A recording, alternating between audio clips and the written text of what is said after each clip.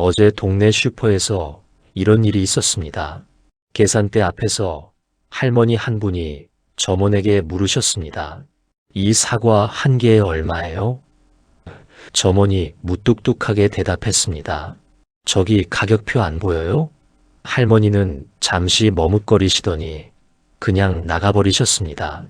같은 슈퍼, 같은 상황인데 다음 손님에게는 분위기가 완전히 달랐습니다. 제가 잘 못 봐서 그러는데 이 사과 한 개에 얼마인가요? 점원이 환하게 웃으며 대답했습니다. 아, 한 개에 1,500원이에요. 오늘 아주 싱싱합니다. 똑같은 질문이었습니다. 그런데 대답은 왜 이렇게 달랐을까요? 우리도 이런 경험 한 번쯤은 있으셨을 겁니다. 분명 나쁜 의도는 없었는데 상대방이 갑자기 표정이 굳어지거나 말을 끊고 자리를 떠나거나 다음부터는 연락이 뜸해지는 일 말입니다. 그럴 때마다 우리는 생각합니다. 내가 뭘 잘못했나? 내 성격이 문제인가? 나이 들어서 융통성이 없어진 건가? 그런데 여러분, 진실을 말씀드리겠습니다. 문제는 성격이 아닙니다.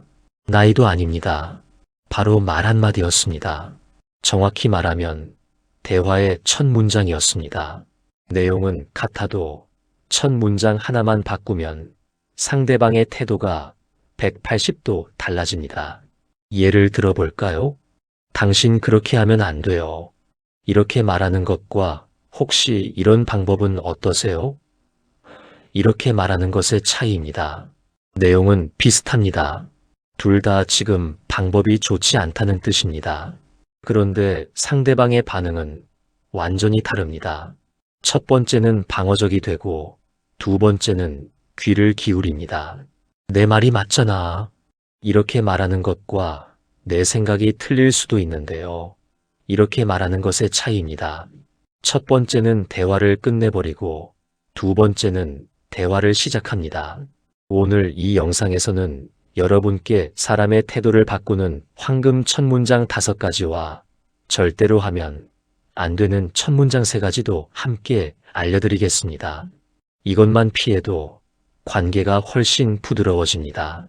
여기서 중요한 사실 하나를 말씀드립니다. 말투는 성격이 아닙니다. 습관입니다.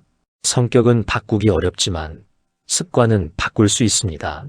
60대, 70대, 심지어 80대에도 말투는 얼마든지 바꿀 수 있습니다. 제가 아는 어느 할머니는 75살의 말투를 바꾸셨는데 멀어졌던 자식들과의 관계가 다시 가까워졌습니다. 손주들도 할머니 집에 자주 오기 시작했습니다. 말 한마디가 인생을 바꿉니다.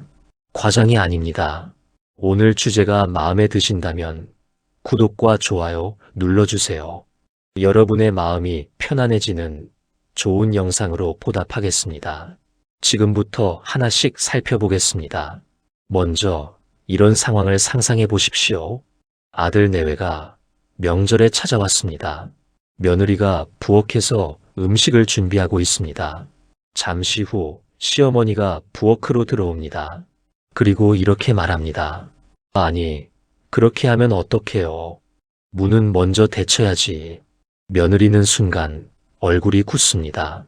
대답은 네, 알겠습니다 라고 했지만 마음속으로는 내가 요리를 못한다는 건가? 간섭하시네라고 생각합니다. 다음 명절부터는 부엌 일을 피하게 됩니다. 이제 똑같은 상황인데 첫 문장만 바꿔보겠습니다. 요즘은 이렇게도 하는구나. 나는 물을 먼저 데치곤 했는데 혹시 이 방법도 한번 시도해 볼래요? 며느리의 반응이 달라집니다.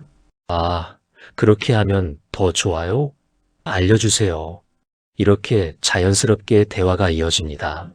시어머니의 경험도 배우고 며느리도 존중받는다고 느낍니다. 내용은 같습니다. 둘 다 물을 먼저 데치는 게 좋다는 의미입니다. 그런데 첫 문장이 다르니까 결과가 완전히 달라졌습니다. 이것을 심리학에서는 초두 효과라고 부릅니다. 1946년 미국의 심리학자 솔로몬 애쉬라는 분이 흥미로운 실험을 했습니다. 사람들에게 똑같은 사람을 소개하는데 소개하는 순서만 바꿨습니다. A그룹에게는 이렇게 말했습니다. 이 사람은 지적이고 근면하고 충동적이고 비판적이고 고집이 세고 질투심이 많습니다. B그룹에게는 순서를 반대로 했습니다. 이 사람은 질투심이 많고 고집이 세고 비판적이고 충동적이고 근면하고 지적입니다. 결과가 놀라웠습니다. A그룹 사람들은 그 사람을 긍정적으로 평가했습니다. B그룹 사람들은 부정적으로 평가했습니다. 똑같은 특성인데 처음에 들은 정보가 전체 인상을 결정해버린 겁니다. 이게 바로 첫 문장의 힘입니다. 사람의 뇌는 처음 받은 정보에 가장 큰 가중치를 둡니다. 첫 문장이 방어적이면 그 다음에 아무리 좋은 말을 해도 귀에 잘 안 들어옵니다. 반대로 첫 문장이 부드러우면 그 다음 말도 긍정적으로 받아들여집니다. 여기서 중요한 본질이 있습니다. 사람들은 말의 내용보다 말하는 사람의 태도를 먼저 감지합니다. 나를 존중하는가? 나를 무시하는가? 이것을 0.5초 만에 판단합니다. 그리고 그 판단에 따라 방어벽을 세우거나 마음을 엽니다. 독일의 철학자 마르틴 부버는 이렇게 말했습니다. 모든 진정한 삶은 만남이다. 그러나 만남은 말의 내용이 아니라 말하는 태도에서 시작된다. 첫 문장은 단순히 정보를 전달하는 것이 아닙니다. 관계의 문을 여는 열쇠입니다. 그 열쇠가 맞으면 문이 열리고 맞지 않으면 문이 잠깁니다. 그래서 우리는 첫 문장을 신중하게 선택해야 합니다. 같은 의미라도 상대방이 마음의 문을 열 수 있는 방식으로 말해야 합니다. 나이가 들수록 이것이 더 중요해집니다. 왜냐하면 우리의 경험과 지혜가 많아질수록 그것을 전달하고 싶은 마음도 커지기 때문입니다. 하지만 아무리 좋은 지혜라도 첫 문장이 잘못되면 상대방은 듣지 않습니다. 이제부터 사람의 마음을 여는 황금 첫 문장 5가지를 하나씩 알아보겠습니다. 첫 번째 황금 첫 문장. 내 생각이 틀릴 수도 있는데요. 동네 경로당에서 있었던 일입니다. 한 할아버지가 요즘 젊은 사람들 이야기를 하시며 이렇게 말씀하셨습니다. 요즘 젊은 애들은 버릇이 없어. 지하철에서 노인한테 자리도 안 양보하고 내가 보기엔 다 잘못된 교육 때문이야. 옆에 계시던 다른 할아버지가 바로 반박하셨습니다. 그게 무슨 소리요? 요즘 애들도 착한 애들 많소. 당신이 편견이 있는 거 아니오? 분위기가 순식간에 싸늘해졌습니다. 첫 번째 할아버지는 얼굴이 붉어지며 내 말이 틀렸다는 거요? 라고 목소리를 높이셨습니다. 이제 같은 상황에서 두 번째 할아버지가 첫 문장만 바꿔서 말씀하시는 걸 상상해 보십시오. 내 생각이 틀릴 수도 있는데요. 제가 며칠 전에 지하철에서 본 건 좀 달랐습니다. 한 젊은 친구가 제게 자리를 양보하더군요. 혹시 그런 경우도 있지 않을까요? 첫 번째 할아버지의 반응이 달라집니다. 그래요? 그런 애들도 있나 보군요. 내가 운이 없었나 대화가 계속됩니다. 서로 다른 경험을 나누게 됩니다. 차이가 무엇입니까? 첫 번째는 당신이 틀렸다로 시작했습니다. 두 번째는 내가 틀릴 수도 있다로 시작했습니다. 첫 번째는 상대방을 공격했고 두 번째는 자신을 낮췄습니다. 2011년 하버드 대학교의 연구팀이 흥미로운 실험을 했습니다. 사람들에게 자신의 의견을 말하게 했는데 두 가지 방식으로 나눴습니다. A그룹은 내 생각에는, 제가 보기에는으로 시작했습니다. B그룹은 사실은, 명백하게로 시작했습니다. 결과는 명확했습니다. A그룹의 의견이 62% 높은 수용률을 보였습니다. 내용이 같아도 말입니다. 왜 그럴까요? 내 생각이 틀릴 수도 있는데요. 라는 문장에는 3가지 힘이 들어 있습니다. 첫째, 겸손의 힘입니다. 자신이 절대적이지 않다고 인정하는 순간 상대방도 방어를 풉니다. 이 사람은 나를 가르치려는 게 아니구나. 함께 이야기하려는 거구나. 이렇게 받아들입니다. 둘째, 존중의 힘입니다. 당신의 의견도 가치가 있다는 메시지를 담고 있습니다. 사람은 존중받을 때 마음을 엽니다. 셋째, 대화의 여지를 남깁니다. 틀릴 수도 있다고 말하는 순간 상대방도 자신의 경험을 꺼낼 수 있게 됩니다. 일방적인 충고가 아니라 쌍방향 대화가 됩니다. 본질을 말씀드리겠습니다. 충고와 조언의 차이는 내용이 아니라 자세입니다. 같은 내용이라도 내가 옳고 너는 틀렸다는 자세로 말하면 충고가 되고, 나도 확실하진 않지만 이런 경험이 있었다는 자세로 말하면 조언이 됩니다. 사람들은 충고는 거부하지만 조언은 받아들입니다. 프랑스의 철학자 블레즈 파스칼 비엘 에이아이세이 페스켈은 이렇게 말했습니다. 사람들은 자신이 발견한 진리만을 믿는다. 설득하고 싶다면 그들이 스스로 발견하도록 도와라. 내 생각이 틀릴 수도 있는데요. 라는 문장은 바로 그 역할을 합니다. 상대방에게 생각할 여지를 주고 스스로 판단할 기회를 줍니다. 특히 자녀나 손주들과 대화할 때 이 문장이 큰 힘을 발휘합니다. 너는 틀렸어. 내 말대로 해. 라고 하면 반발합니다. 하지만 내 경험이 지금 시대와 안 맞을 수도 있는데 예전에 나는 이렇게 했었어라고 하면 귀를 기울입니다. 오늘부터 충고하고 싶을 때 먼저 이 문장으로 시작해 보십시오. 내 생각이 틀릴 수도 있는데요. 이 한 문장이 대화의 물꼬를 완전히 바꿀 것입니다. 두 번째 황금 첫 문장. 혹시 이런 점은 어떠세요? 아파트 경비실에서 있었던 일입니다. 한 할머니가 경비원에게 불만을 말씀하셨습니다. 복도에 택배가 너무 오래 방치되어 있다는 내용이었습니다. 할머니가 이렇게 말씀하셨습니다. 경비 아저씨, 택배를 왜 이렇게 오래 놔둬요? 복도가 지저분하잖아요. 바로바로 정리 좀 해주세요. 경비원의 표정이 굳었습니다. 저도 바쁜데요. 하루에 택배가 몇 개인 줄 아세요? 할머니, 좀 이해해 주세요. 할머니도 기분이 상하셨습니다. 뭐가 바빠요? 그게 일이잖아요. 관계가 틀어졌습니다. 같은 상황, 다른 첫 문장입니다. 경비 아저씨, 요즘 택배가 정말 많으시죠? 제가 복도를 지나다니면서 봤는데 혹시 택배를 하루에 2번 정도 정리하는 시간을 정하시면 어떨까요? 아침 1번, 저녁 1번 이렇게요. 제 생각인데 어떠세요? 경비원의 반응이 달라집니다. 아, 그렇게 하면 좋겠네요. 사실 택배가 워낙 많아서 언제 치워야 할지 모르겠었어요. 그렇게 해보겠습니다. 할머니도 기분이 좋아지십니다. 고생이 많으시네요. 고맙습니다. 무엇이 달라졌습니까? 첫 번째는 왜 안 해요? 라는 지적이었습니다. 두 번째는 이렇게 하면 어떨까요? 라는 제안이었습니다. 지적은 방어를 만들고 제안은 협력을 만듭니다. 미국 컬럼비아 대학교의 2015년 연구를 보겠습니다. 직장 상사들을 대상으로 실험했습니다. A그룹 상사들은 부하 직원에게 왜 이렇게 했어요? 잘못됐어요 라고 말했습니다. B그룹 상사들은 혹시 이런 방법은 어떨까요? 라고 말했습니다. 6개월 후 성과를 비교했습니다.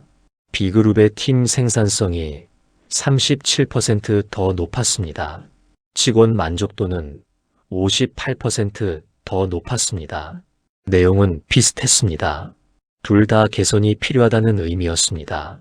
하지만 방식이 달랐고 결과도 완전히 달랐습니다. 혹시 이런 점은 어떠세요? 라는 문장의 힘은 무엇일까요? 첫째, 질문 형식입니다. 명령이 아니라 질문입니다. 사람은 명령받으면 반발하지만 질문받으면 생각합니다. 어떠세요? 라고 물으면 상대방의 뇌가 자동으로 그 방법을 검토하기 시작합니다. 둘째, 선택권을 줍니다.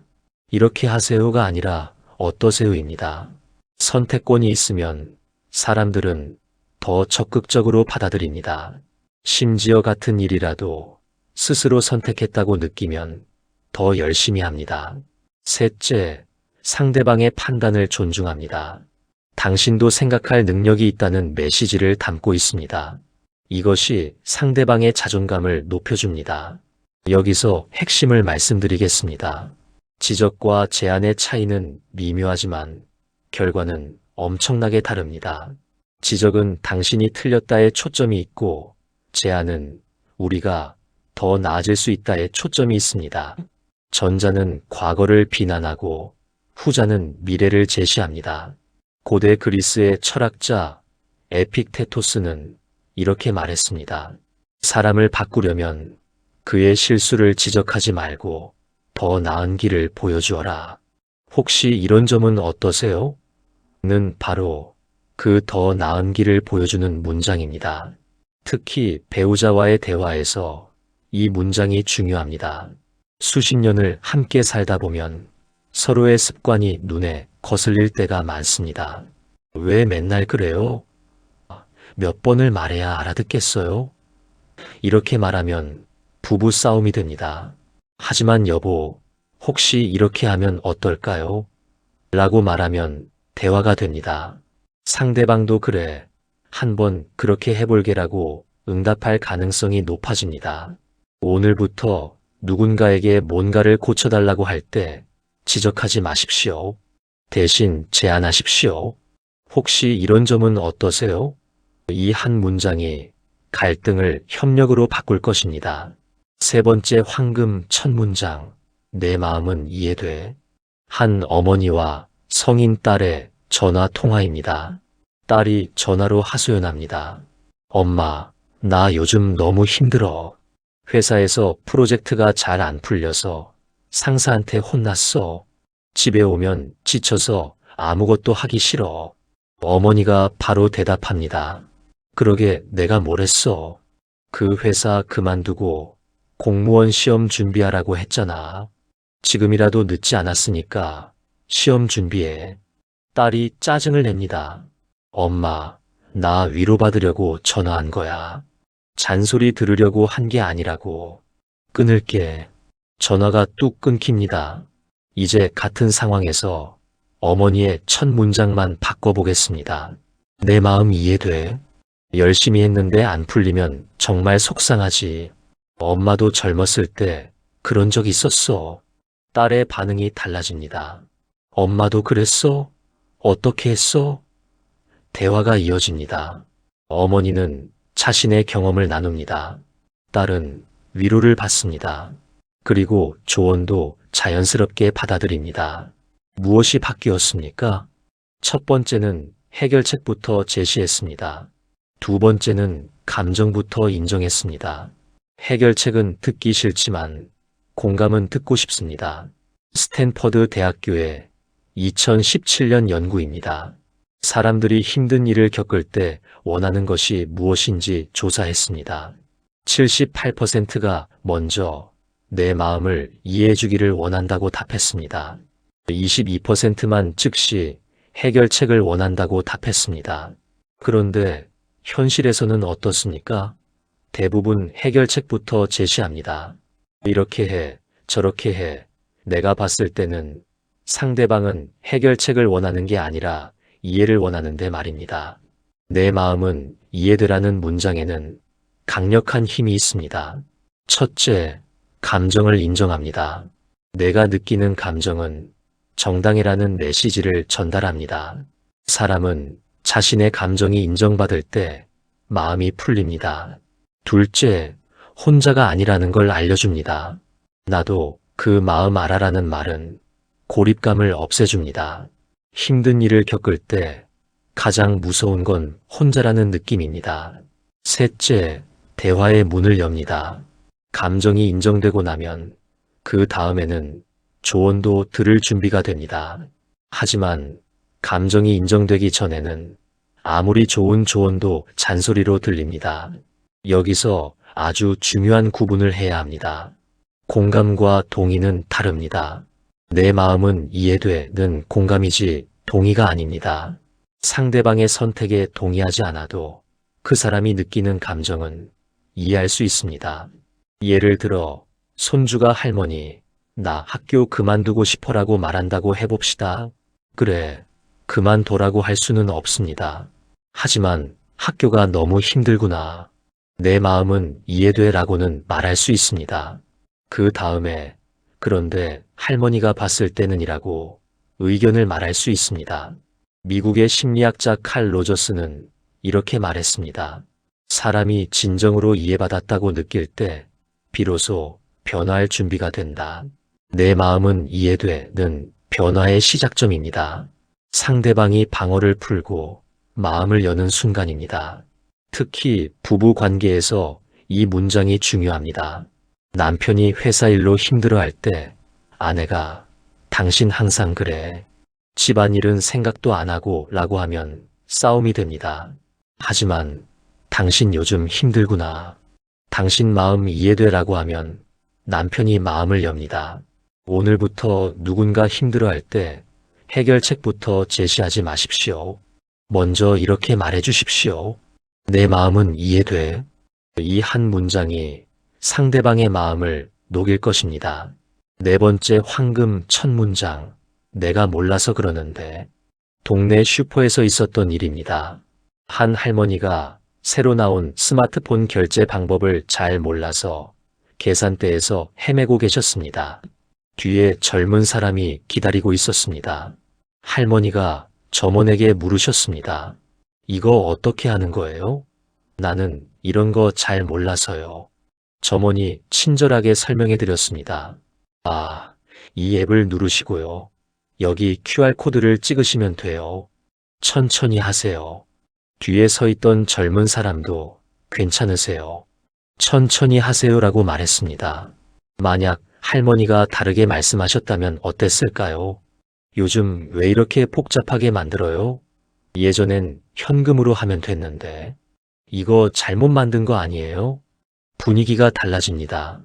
점원도 제가 만든 게 아니라서요 라고 방어적으로 대답합니다. 뒤에 사람도 짜증을 냅니다. 빨리 좀 하세요. 차이가 뭡니까? 첫 번째는 내가 몰라서라고 자신의 부족함을 인정했습니다. 두 번째는 잘못 만들었다고 상대를 비난했습니다. 전자는 도움을 받았고 후자는 냉대를 받았습니다. 2019년 예일 대학교의 연구팀이 흥미로운 실험을 했습니다. 사람들에게 도움을 요청하게 했는데 두 가지 방식으로 나눴습니다. A그룹은 제가 이 부분을 잘 몰라서 도움이 필요합니다라고 말했습니다. B그룹은 이거 왜 이렇게 복잡해요? 좀 더 쉽게 만들 수 없나요? 라고 말했습니다. 결과는 명확했습니다. A그룹은 86%의 도움을 받았습니다. B그룹은 31%만 도움을 받았습니다. 같은 상황에서 도움이 필요한 건 똑같았는데 말하는 방식에 따라 결과가 2배 이상 차이가 났습니다. 내가 몰라서 그러는데 라는 문장의 힘은 무엇일까요? 첫째, 겸손입니다. 자신이 완벽하지 않다는 걸 인정합니다. 역설적이게도 자신의 약함을 드러낼 때 사람들은 더 도와주고 싶어 합니다. 둘째, 상대방을 높입니다. 당신은 아는 사람이라는 메시지를 담고 있습니다. 사람들은 자신이 존중받는다고 느낄 때 기꺼이 도와줍니다. 셋째, 방어를 없앱니다. 비난하지 않으니까 상대방도 방어할 필요가 없습니다. 편안하게 도와줄 수 있습니다. 본질을 말씀드리겠습니다. 나이가 들수록 자존심이 강해지기 쉽습니다. 내가 이만큼 살았는데 내 경험으로는 이런 마음이 커집니다. 하지만 역설적이게도 나이가 들수록 배워야 할 것이 많아집니다. 기술도 변하고 세상도 변하고 사람 사는 방식도 변합니다. 이때 내가 몰라서 그러는데 라고 말할 수 있는 사람이 진짜 품이 있는 어른입니다. 모든 걸 다 안다고 우기는 것보다 모른다고 솔직하게 말하는 게 훨씬 멋있습니다. 중국의 철학자 노자는 이렇게 말했습니다. 아는 사람은 말하지 않고 말하는 사람은 알지 못한다. 진정한 지혜는 자신의 무지를 아는 것이다. 내가 몰라서 그러는 데는 바로 그 지혜를 보여주는 문장입니다. 특히 젊은 사람들과 대화할 때 이 문장이 관계를 부드럽게 만듭니다. 손주에게 스마트폰 사용법 좀 알려줄래? 할아버지가 이런 거 잘 몰라서라고 하면 손주가 기꺼이 가르쳐 줍니다. 그 과정에서 할아버지와 손주의 관계도 가까워집니다. 반대로 요즘 기계는 왜 이렇게 복잡하게 만들었어? 예전이 더 좋았어라고 하면 손주는 할아버지는 옛날 얘기만 하신다며 멀어집니다. 오늘부터 모르는 게 있을 때 부끄러워하지 마십시오. 당당하게 내가 몰라서 그러는데라고 말하십시오. 이 한 문장이 당신을 더 품위 있는 사람으로 만들 것입니다. 5번째 황금 첫 문장. 고맙지만 나는 이렇게 느꼈어. 가족 모임에서 있었던 일입니다. 명절에 친척들이 모였습니다. 한 이모가 조카에게 이런 말을 했습니다. 너 요즘 살 좀 쪘네? 건강 관리 좀 해야지. 조카가 기분이 상했습니다. 하지만 아무 말도 하지 못하고 참았습니다. 속으로는 이모는 맨날 내 외모만 지적해. 이제 명절에 안 오고 싶다고 생각했습니다. 다음 명절에도 이모가 또 말했습니다. 머리 스타일 바꿨네? 전게 더 나았는데. 조카가 더 이상 참지 못하고 폭발했습니다. 이모는 맨날 그렇게 남 외모 평가하는 거 좋아하세요? 제가 어떻게 생겼든 이모랑 무슨 상관이에요? 분위기가 싸늘해졌습니다. 이제 조카가 첫 번째 상황에서 다르게 대답했다고 상상해 봅시다. 이모 관심 가져주셔서 고맙긴 한데요. 저는 외모에 대해 얘기 들으면 기분이 좀 상해요. 이모가 나쁜 의도는 아니신 거 아는데 저는 그런 말 듣는 게 편하지 않아요. 이모의 반응이 달라집니다. 아, 그랬구나. 이모가 미안하다. 다음부터 조심할게. 조카도 괜찮아요. 말씀드려서 제가 다행이에요. 라고 답합니다. 관계가 더 좋아집니다. 무엇이 달랐습니까? 첫 번째는 참다가 폭발했습니다. 두 번째는 처음부터 솔직하게 말했습니다. 첫 번째는 상대를 공격했습니다. 이모는 맨날. 두 번째는 자신의 느낌을 말했습니다. 저는 이렇게 느꼈어요. 이것을 심리학에서는 나 전달법이라고 부릅니다. 미국의 심리학자 토마스 고든이 개발한 방법입니다. 1960년대 연구에서 이 방법의 효과가 증명됐습니다. 너는 뭐뭐해로 말하면 상대방이 방어적이 됩니다. 나는 뭐뭐 느꼈어 로 말하면 상대방이 경청합니다. 예를 들어볼까요? 너는 맨날 약속 시간을 안 지켜라고 하면 상대방이 나만 그런 게 아니잖아 라고 반박합니다. 나는 약속 시간에 혼자 기다리면 불안하고 서운해라고 하면 상대방이 미안해. 다음부터 조심할게라고 답합니다.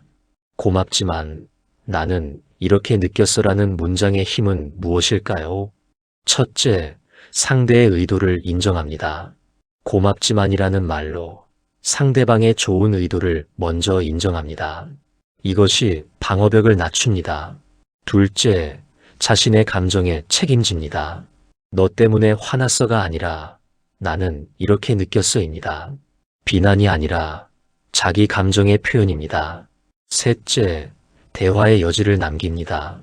감정을 솔직하게 말하면 상대방도 내가 미안하다며 조정할 기회를 갖습니다.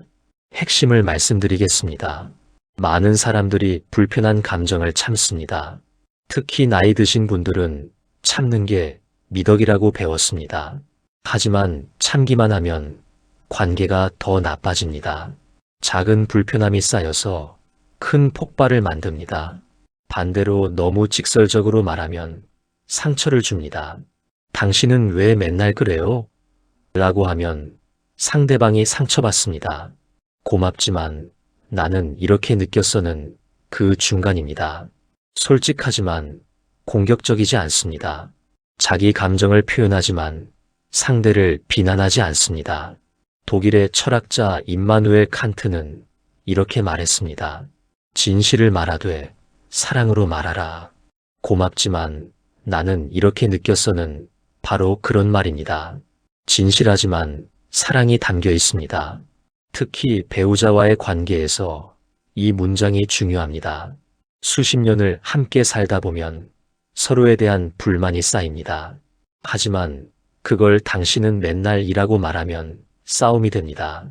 여보, 당신 뜻은 고맙지만 나는 이런 말 들으면 이렇게 느껴져라고 하면 대화가 됩니다. 상대방도 그랬구나. 다음부터 조심할게라고 말할 수 있습니다. 오늘부터 불편한 감정이 생길 때 참지도 폭발하지도 마십시오. 대신 이렇게 말하십시오. 고맙지만 나는 이렇게 느꼈어. 이 한 문장이 관계를 건강하게 만들 것입니다. 지금까지 황금 첫 문장 5가지를 알아봤습니다. 이제는 반대로 절대로 하면 안 되는 첫 문장을 알아보겠습니다. 이 문장들은 관계의 문을 닫아버립니다. 절대로 하면 안 되는 첫 문장 첫째, 내가 누군지 알지? 동네 약국에서 있었던 일입니다. 한 할아버지가 약을 사러 오셨습니다. 약사가 어르신, 이 약은 처방전이 필요합니다 라고 설명했습니다. 할아버지가 화를 내시며 말씀하셨습니다. 내가 누군지 알아요? 나 이 동네에서 30년 살았어요. 내가 약 하나 살 때마다 처방전 받아야 돼요? 융통성 좀 발휘하시오. 약사의 얼굴이 굳었습니다. 죄송하지만 법으로 정해진 사항입니다. 할아버지는 화가 나서 나가버리셨습니다. 다음부터는 다른 약국에 갔습니다. 만약 할아버지가 다르게 말씀하셨다면 어땠을까요? 아, 처방전이 필요하군요. 제가 몰랐습니다. 그럼 병원에 다시 가봐야겠네요. 번거롭긴 하지만 규정이니까 지켜야죠. 약사가 미안해하며 대답했을 것입니다. 죄송합니다. 제가 도와드릴 수 있는 다른 약이 있다면 추천해드리겠습니다. 내가 누군지 알지? 라는 문장의 문제가 무엇입니까? 첫째, 권위를 내세웁니다. 나는 특별하니까 규칙을 안 지켜도 되라는 메시지입니다. 이것은 상대방을 무시하는 것입니다. 둘째, 대화를 차단합니다. 권위 앞에서는 대화가 불가능합니다. 상대방은 복종하거나 거부하거나 둘 중 하나만 선택할 수 있습니다. 셋째, 관계를 수직적으로 만듭니다. 나는 위, 너는 아래라는 구조입니다. 이런 관계에서는 진정한 소통이 일어나지 않습니다. 2018년 서울대학교의 연구팀이 한국의 직장 문화를 조사했습니다. 내가 누구인지 알아? 같은 권위적 언어를 사용하는 상사 밑에서 일하는 직원들의 스트레스 지수가 일반 직원보다 2.3배 높았습니다. 이직률도 1.8배 높았습니다. 권위적 언어는 단기적으로는 복종을 얻을 수 있지만 장기적으로는 관계를 파괴합니다. 절대로 하면 안 되는 첫 문장 둘째, 내 말 좀 들어봐. 가족 저녁 식사 자리입니다. 아들이 회사 일에 대해 이야기하고 있습니다. 아버지, 저 요즘 새 프로젝트를 맡았는데요. 아버지가 말을 끊으며 말합니다. 잠깐, 내 말 좀 들어봐. 그 프로젝트 하지 마. 내가 봤을 때 그건 성공 안 해. 내 경험으로는. 아들의 표정이 굳습니다. 아버지, 제 얘기 끝까지 들어보세요. 아버지가 답합니다. 내가 지금 너한테 중요한 얘기하는 거야. 내 말 좀 들어봐. 아들이 입을 다뭅니다. 식사가 끝나고 빨리 자리를 뜹니다. 다음부터는 아버지에게 회사 얘기를 하지 않습니다. 만약 아버지가 다르게 말씀하셨다면 어땠을까요? 오, 새 프로젝트? 어떤 프로젝트인데? 아버지한테 자세히 얘기해봐. 아들이 신나서 설명합니다. 다 듣고 나서 아버지가 말합니다. 흥미롭네요. 아버지도 예전에 비슷한 프로젝트 한 적 있는데 혹시 아버지 경험담 들어볼래? 아들이 네, 들려주세요라고 대답합니다. 대화가 이어집니다. 내 말 좀 들어봐라는 문장의 문제가 무엇입니까? 첫째, 상대의 말을 끊습니다. 내 말은 중요하지 않아. 내 말이 더 중요해라는 메시지입니다. 이것은 무례함입니다. 둘째, 일방향 소통입니다. 대화가 아니라 톡백입니다. 상대방은 듣기만 해야 하고 자신의 의견을 말할 기회가 없습니다. 셋째, 존중의 부재입니다. 상대방의 생각이나 감정에 관심이 없다는 것을 드러냅니다. 미국 UCLA의 2016년 연구를 보겠습니다. 대화에서 상대방의 말을 끊는 사람은 신뢰도가 41% 낮게 평가됐습니다. 사람들은 자신의 말을 끊는 사람을 나를 존중하지 않는 사람으로 인식합니다. 절대로 하면 안 되는 첫 문장 셋째, 그건 내가 몰라서 그래. 동네 경로당에서의 대화입니다. 한 할머니가 말씀하십니다. 요즘 젊은 사람들 참 힘들게 사는 것 같아요. 집값도 비싸고. 옆에 계신 할아버지가 바로 말씀하십니다. 그건 내가 몰라서 그래. 요즘 애들은 노력을 안 해. 우리 때는 더 힘들었어. 그래도 열심히 해서 다 이뤘잖아. 요즘 애들은 그냥 편한 것만 찾아. 할머니가 기분이 상하십니다. 제가 뭘 몰라요? 저도 손주 보면서 많이 느끼는데요. 할아버지가 그러니까 내가 설명해 주는 거잖아라고 답합니다. 할머니가 더 이상 대화하지 않습니다. 이 사람하고는 얘기해봤자 소용없네라고 생각합니다. 만약 할아버지가 다르게 말씀하셨다면 어땠을까요? 그렇죠. 요즘 젊은이들 정말 힘들어 보여요. 우리 때와는 다른 어려움이 있는 것 같아요. 어떤 점이 특히 힘들어 보이던가요? 할머니가 손주가 취업 준비하는 데라며 자신의 생각을 이어갑니다. 할아버지도 경청합니다. 대화가 깊어집니다. 그건 내가 몰라서 그래 라는 문장의 문제가 무엇입니까? 첫째, 상대를 무시합니다. 너는 모르고 나는 안다는 오만함입니다. 이것은 상대방의 경험과 지혜를 부정하는 것입니다. 둘째, 대화를 가르침으로 바꿉니다. 동등한 대화가 아니라 선생과 학생의 관계로 만듭니다.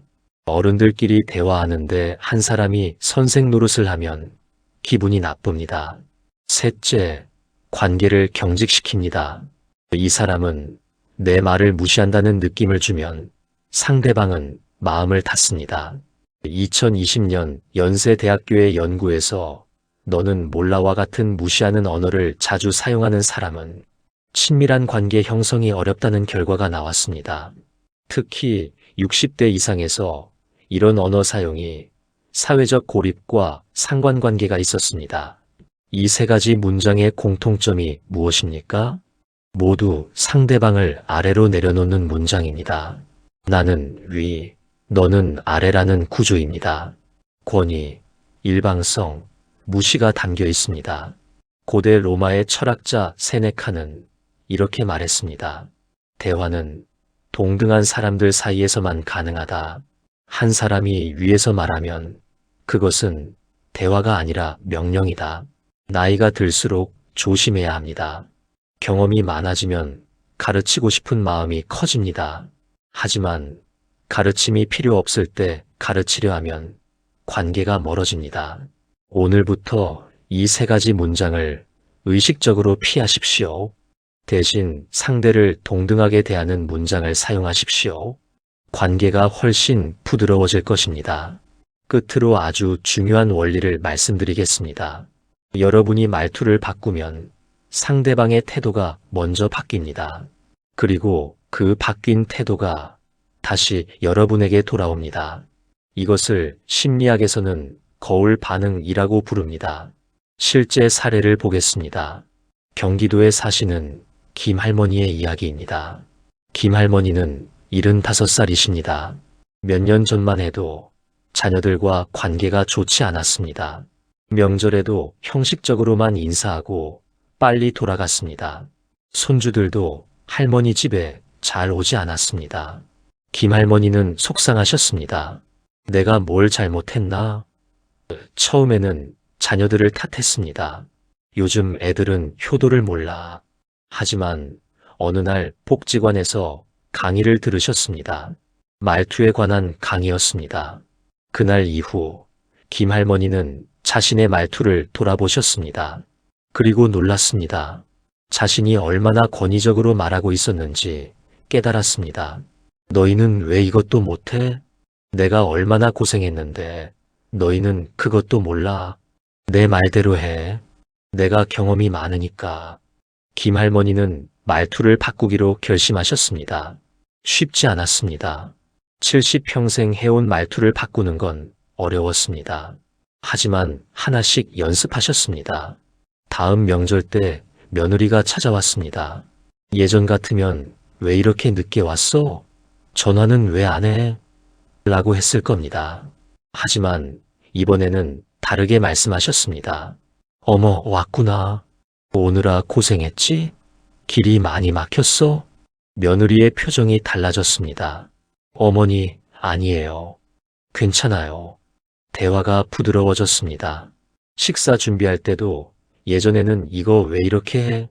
내가 가르쳐 줄게 라고 했습니다. 이번에는 요즘은 이렇게도 하는구나. 신기하네. 혹시 나도 배울 수 있을까? 라고 하셨습니다. 며느리가 웃으며 어머니, 제가 알려드릴게요 라고 했습니다. 놀라운 일이 일어났습니다. 며느리의 태도가 바뀌기 시작했습니다. 예전에는 할머니와 대화를 피했는데 이제는 먼저 말을 걸었습니다. 어머니, 이번 주말에 아이들 데리고 놀러 갈까요? 손주들도 변했습니다. 예전에는 할머니 집에 오기 싫어했는데 이제는 할머니 집 가자 라고 먼저 말했습니다. 김할머니는 말합니다. 내가 먼저 바뀌니까 애들도 바뀌더라고요. 거울처럼요. 이것이 바로 거울 반응입니다.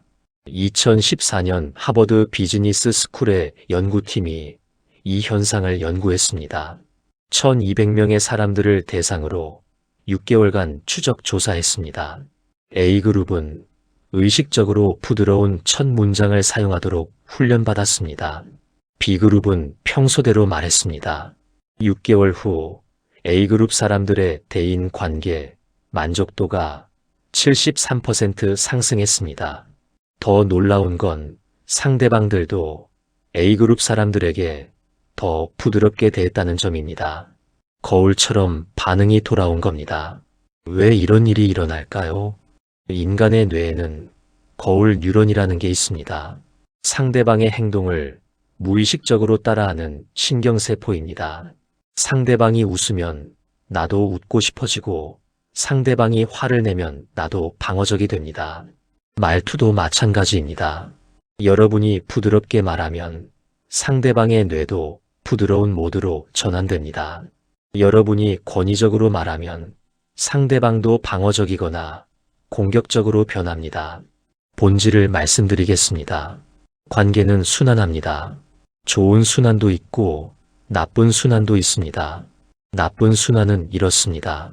내가 권위적으로 말하면 상대가 방어적으로 반응하고 나는 요즘 사람들은 예의가 없다고 생각하면서 더 권위적으로 말하게 된다. 결국 관계가 더 나빠진다. 좋은 순환은 이렇습니다. 내가 부드럽게 말하면 상대가 마음을 열게 되고 나는 이 사람이 좋은 사람이구나 라고 느낀다. 그럼 더 부드럽게 말하게 되고 관계가 더 좋아진다.